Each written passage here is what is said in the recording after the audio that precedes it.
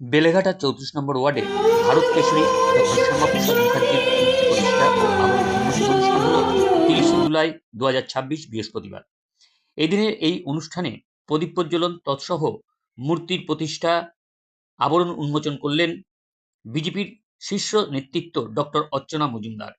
অনুষ্ঠানের উদ্যোক্তা ৩ নম্বর মণ্ডলের সহসভাপতি নবকুমার মণ্ডল। ডক্টর শ্যামাপ্রসাদ মুখার্জির আবরণ উন্মোচনে ফুল দিয়ে শ্রদ্ধার্ঘ্য নিবেদন করেন বিধায়ক সর্বরী মুখার্জি, ৩ নম্বর মণ্ডলের সভাপতি গিরিশ শুক্লা সহ রাজু দাস, সুদেষ্ণা মুখার্জি ও বিভিন্ন বিজেপির নেতৃবৃন্দ।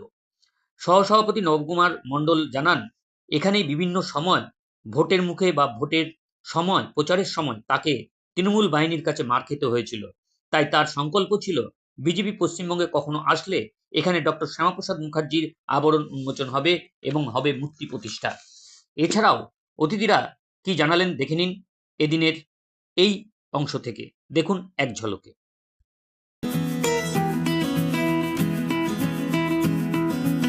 মূর্তি আমাদের ৭৫ বছর আগে হওয়া উচিত ছিল।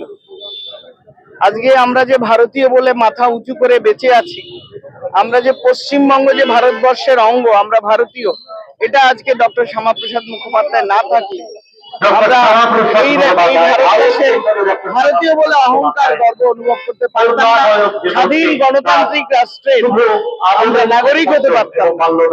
যে লড়াই দিয়ে, যে দূরদৃষ্টি থেকে আজকে বাংলাদেশ থেকে, পূর্ব পাকিস্তান থেকে পশ্চিমবঙ্গ ছিনিয়ে এনেছিলেন, সেই দেশভাগের সেই জায়গা দাঁড়িয়ে ডক্টর শ্যামাপ্রসাদ প্রতিটি বাঙালি প্রতি মুহূর্তে মনে রাখা উচিত এবং প্রত্যেকে তার ইতিহাস সম্বন্ধে জানা উচিত। শুধু তাই নয়, কাশ্মীরকে ভারতের অবিচ্ছেদ্য অঙ্গ হিসেবে হওয়ার জন্য তিনি যে লড়াইটা দিয়েছিলেন নিজের আত্মবলিদানের ভেতর দিয়ে, কাশ্মীরের 10/10 ঘরের ভেতরে তিনি এক দেশ দো বিধান দো নিশান দো প্রধান হবে না বলে তিনি তার আত্মবলিদানের মধ্যে দিয়ে করেছেন। পরবর্তীকালে তার যোগ্য উত্তরসূরি আমাদের প্রধানমন্ত্রী নরেন্দ্র মোদীজি এবং অমিত শাহজির নেতৃত্বে আমরা ৩৭০ ধারা চালু করে কাশ্মীরকে ভারতের অংশ এবং কাশ্মীরের এক নিধান এক প্রধান এক নিশান আমরা করতে সমর্থ হয়েছি। তাই আজ শ্যামাপ্রসাদ মুখার্জির মাটিতে শ্যামাপ্রসাদ মুখার্জির তৈরি জনসংঘ তথা ভারতীয় জনতা পার্টির সরকার আজ প্রায় ৯০ দিন হয়ে গেল আমাদের এই সরকার চালাচ্ছেন এবং তার ইচ্ছে মতো ভারতের আমরা যে আমাদের রাষ্ট্রবাদ, জাতীয়তাবাদ, দেশাত্মবোধ যেগুলোই আমরা বলি না কেন, আমরা আজকে ডক্টর শ্যামাপ্রসাদ মুখার্জির বিচারধারা, তার দূরদৃষ্টি, তার রাস্তায় আমরা আছি। আমাদের পরবর্তী প্রজন্ম এবং বর্তমান প্রজন্ম আমাদের শিখতে দেওয়া হয়নি, পড়তে দেওয়া হয়নি, আমাদের ভুল ইতিহাস বলা হয়েছিল। সুতরাং আমাদের প্রত্যেকের জানা উচিত, ইতিহাসে আসা উচিত এবং তাকে স্মরণ করে তার নির্দেশিত পথে আমাদের এগোনো উচিত। তাই আমি মনে করি এইখানে মূর্তি লাগানোটা অত্যন্ত জাস্টিফাইড এবং এই মূর্তি উন্মোচনের মধ্যে দিয়ে অন্তত মানুষ দেখবেন যে ডক্টর শ্যামাপ্রসাদ মুখোপাধ্যায় কে, তার কি অবদান।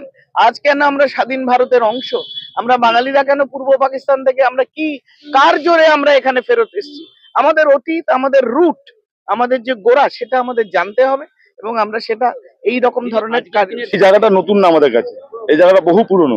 2020 সাল আমরা শ্যামাপ্রসাদ মুখার্জির জন্মদিন পালন করছিলাম সেই এই স্পটেই।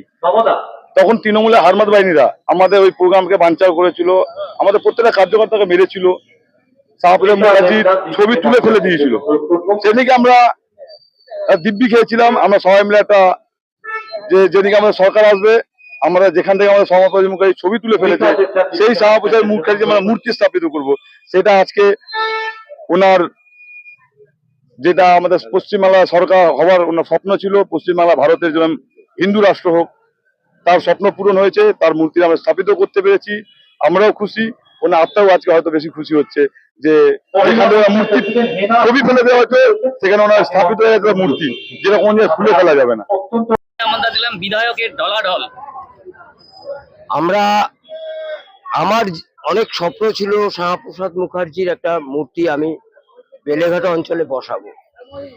আর যেখানে বসিয়েছি 20 সালে এখানে আমার ওপর প্রচন্ড অত্যাচার করেছিল তৃণমূল কংগ্রেসের কাউন্সিলর এবং অনেক গুন্ডা বাহিনী।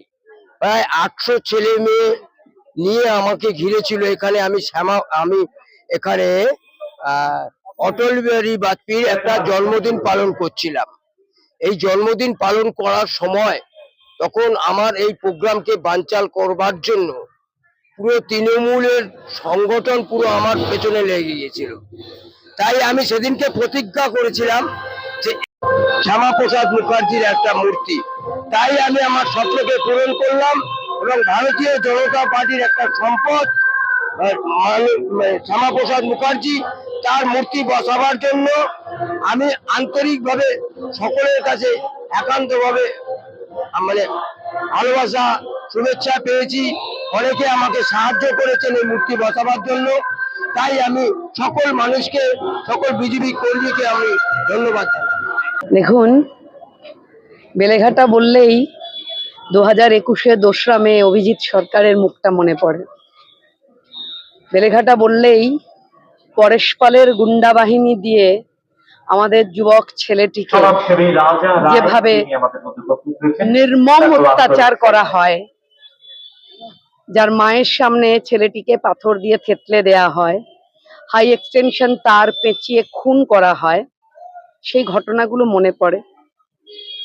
বেলেঘাটাতে সারাক্ষণ কান পাতলেই গত 15 বছরের দুর্বৃত্তায়নের কথা মনে পড়ে। আজ বেলেঘাটায় আমরা এসেছি আমাদের পশ্চিমবঙ্গের জনক, ভারতীয় জনতা পার্টির স্রষ্টা এবং জাতীয়তাবাদী নেতা ডক্টর শ্যামাপ্রসাদ মুখার্জির প্রতিকৃতি, সেখানে পুষ্পার্ঘ্য নিবেদন করলাম। আমরা দেখতে পাচ্ছি পিছনে তার দৃপ্ত ভঙ্গিমা, আমরা দেখতে পাচ্ছি তিনি দাঁড়িয়ে রয়েছেন। বেলেঘাটার মানুষ এবারে এত বছর ধরে ইতিহাসের পাতায় ডক্টর শ্যামাপ্রসাদ মুখার্জির নাম জানেনি, পশ্চিমবঙ্গের স্রষ্টাকে তার নাম জানতে পারেনি। বাংলায় গত 75 বছর ধরে ইতিহাসকে বিকৃত করা হয়েছিল, ইতিহাসের পাতা থেকে লুকিয়ে রাখা হয়েছিল ডক্টর শ্যামাপ্রসাদ মুখার্জির নাম। কি তার অবদান পশ্চিমবঙ্গের সৃষ্টিতে, কি তার অবদান পশ্চিমবঙ্গকে বাংলাদেশ পাকিস্তান থেকে সরিয়ে এনে ভারত ভূখণ্ডের সাথে যুক্ত করা। তাই আজকে মাথা উঁচু করে আমরা সবাই কথা বলতে পারি, তিনি ছিলেন তাই আমরা আছি।